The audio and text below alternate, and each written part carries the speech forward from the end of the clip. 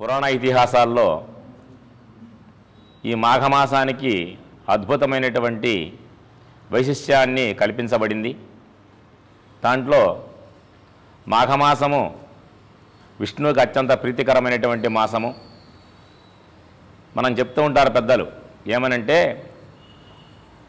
అభిషేక ప్రియో శివ, అలంకార ప్రియో విష్ణు, నమస్కార ప్రియో సూర్య భగవాన్.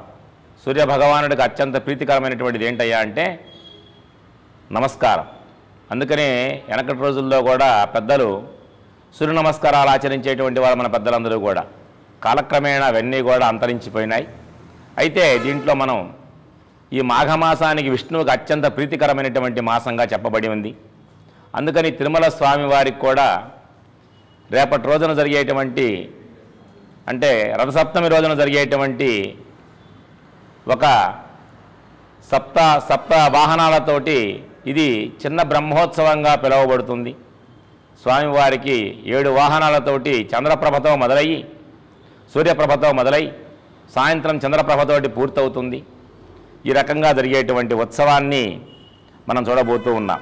అయితే చంద్రుడు మాఘమాసం అనేటువంటిది విష్ణువుకి అత్యంత ప్రీతికరమైనటువంటి మాసం. ఉత్తరాయణ పుణ్యకాలంలో వచ్చేటువంటి శుభప్రదమైనటువంటి మాసం మాఘమాసం. ఉదయాన్ని ముందే స్నానం చేసి సూర్యుడు ఉదయించేసరికల్లా స్నానం చేయాలనేటువంటి శాస్త్రం. అంతేకాకుండా ఆరోగ్యాన్ని ఇచ్చేటువంటి మాసం కూడా ఇది. స్నానానికి అధిపతి ఎవరయ్యా అంటే సూర్యభగవానుడు. అలానే కార్తీకంలో గాలుల్లో చంద్రుడు, వసదీకృతుడైనటువంటి ఉండటం, అలానే రవి కూడా ఆయన కిరణాలతోటి ఆరోగ్యాన్ని ఇస్తాడు. ఇప్పుడు ఈ మధ్యకాలంలో కరోనా వ్యాధి వచ్చింది అందరికీ కూడా, దేశమంతటా కూడా ఇది ప్రబలిపోయింది.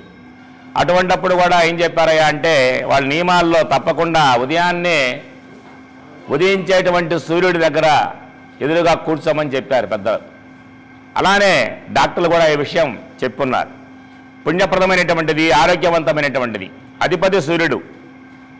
అలానే ఈ కిరణాలతో ఆరోగ్యాన్ని ఇస్తాడని చెప్పబడింది. స్నానాన్ని పుష్కర స్నాన ఫలితాన్ని ఇస్తుంది. ఈ స్నానం చేస్తే వచ్చేటువంటిది మాఘమాసంలో చేయాల్సింది ఏంటయ్యా అంటే స్నానం చేయాలి తప్పకుండా. సూర్యోదయానికి పూర్వమే స్నానం చేయాలి.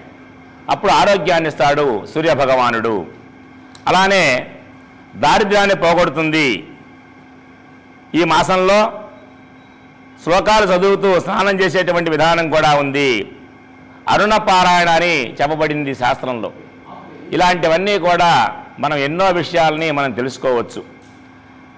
దీంట్లో బ్రహ్మపురాణంలో చెప్పేటువంటి మాట ఏమిటయ్యా అంటే సూర్యోదయానికి పూర్వమే లేచి నారాయణుని ధ్యానిస్తూ స్నానం చేసిన తర్వాత భగవంతుడికి నమస్కరిస్తే చాలు మనకి అత్యంతమైనటువంటి ఫలితం కలుగుతుందని చెప్పబడింది. అంతేకాకుండా ఈ మాసంలో తెల్లలు అంటే నువ్వులు, ఉసిరిక పొట్టు, అలానే ఉసిరికాయలని దానమిస్తే కనుక అత్యంతమైనటువంటి ఫలితం ఇస్తుందని చెప్పబడింది. అశ్వత్థ వృక్షాన్ని పూజించడం కూడా చాలా అవసరం. అలానే పుష్యబహుళ అమావాస్య ముందుగా వచ్చేటువంటి పుష్యబహుళ అమావాస్య నుంచి స్నానం మొదలు పెట్టాలి. అమావాస్య పూర్తి అయిపోయిందంటే మాఘమాసం వస్తుందని అర్థం అన్నమాట. అప్పటి నుంచి మనం స్నానాన్ని ప్రారంభం చేయాలి. ఇక మాఘమాసంలో వచ్చేటువంటి నోములు పండుగలు చాలా ఉన్నాయి. ఆదివారాలు చాలా గొప్పవి. ఆయా వారాల్లో స్త్రీలు నోములని వ్రతాలని ఆచరిస్తూ ఉంటారు. అంతేకాకుండా ఎక్కువగా కూరగాయలు కూడా తినరు స్త్రీలు.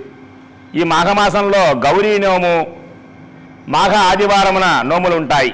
అలానే చతుర్దశి అనగా నరక చతుర్దశి, వర చతుర్దశి పగలు ఉపవాసం ఉండి గణపతిని పూజించాలి, రాత్రి భుజించాలి, సాయంత్రం శివుని పూజ చేయాలి. మాఘమాసంలో వచ్చేటువంటి పంచమి శ్రీ పంచమి అన్నారు. నిన్నటి రోజున మనం శ్రీ పంచమి అన్నారు. సరస్వతీదేవిని ఆవిర్భావించినటువంటి రోజు, భూమి మీదకి అమ్మవారు ఉద్భవించినటువంటి రోజే శ్రీ పంచమి. అక్షరాభ్యాసం చేసుకున్నటువంటి పిల్లలకి చక్కగా చదువు వస్తుందని మన పెద్దలు చెప్పినటువంటి మాట. అంతేకాకుండా ఎవరైతే అక్షరాభ్యాసం చేయించుకుంటారో అటువంటి వాళ్ళకి అదృష్టవంతులని చెప్పబడింది ఈ శ్రీ పంచమి రోజున. సప్తమి రోజున రథసప్తమి అనేటువంటిది ప్రారంభమవుతుంది. బ్రాహ్మీ ముహూర్తంలో నక్షత్రాలు రథాకారంలో ఉంటాయి. రథం యొక్క ఆకారం ఎలా ఉంటుందో ఆ రకంగా ఉంటాయి నక్షత్రాలు. పొద్దున్నే కనుక బ్రాహ్మీ ముహూర్తం అంటే తెల్లవారుజామున మనం చూస్తే కనుక కనపడుతుంది అన్నమాట, ఆకారం కనపడుతుంది ఆకాశంలో. పురాణ వచనం, రవి విశాఖ నక్షత్రంలో జన్మించినటువంటి రోజు. ఆనాటి నుండి రవి భూమి మీదకి, అంటే రవి అంటే సూర్యుడు దగ్గరవటం మొదలై ఆ వేసవి కాలం మొదలు ఆనాడు ఆయన్ని పూజిస్తే రాజయోగం కలుగుతుంది, ఆరోగ్యం కూడా వస్తుంది, అదృష్టం కూడా కలుగుతుంది. అందుకనే భీష్మ అనేటువంటి భీష్మ పితామహుడు అనేటువంటి పెద్ద ఆయన, భారతంలో ఒక ముఖ్యమైనటువంటి భూమిక పోషించినటువంటి భీష్ముడు, ఆయన మాఘమాసంలో వచ్చేటువంటి ఏకాదశి దాన్ని భీష్మ ఏకాదశి అన్నారు. ఆయన చిరంజీవుల్లో ఒకడు. ఆయన కోరుకుంది ఏంటయ్యా అంటే ఇచ్ఛా మరణం. ఆయనకు కావాల్సినప్పుడు వచ్చినప్పుడు మరణించేటువంటి అవకాశం తన తల్లి ద్వారా లభించినటువంటిది ఆయనకి. అందుకని ఆయన మాఘమాసంలో వచ్చేటువంటి ఏకాదశి వరకు కూడా ఆయన జీవించి అప్పశయ్య మీద ఉండి ఆ రోజున మోక్షాన్ని పొందడం జరిగిందని చెప్తూ ఉంది. అందుకని దానికి ఏమన్నారంటే భీష్మ ఏకాదశి అన్నారు. అది కూడా చాలా పర్వదినం, అది కూడా ఈ మాసంలోనే వచ్చింది. అంతేకాకుండా తరువాత మాఘశుక్ల ఏకాదశి, కృష్ణుడు సత్యవర్తుడు అనేటువంటి వరం పొందినటువంటి మాసం, అది మోక్షాన్ని పొందినటువంటి రోజు. విష్ణు సహస్రనామ పారాయణ భూమి మీదకి వచ్చినటువంటి రోజు కూడా ఈ యొక్క మాఘమాసంలో వచ్చేటువంటి ఏకాదశి.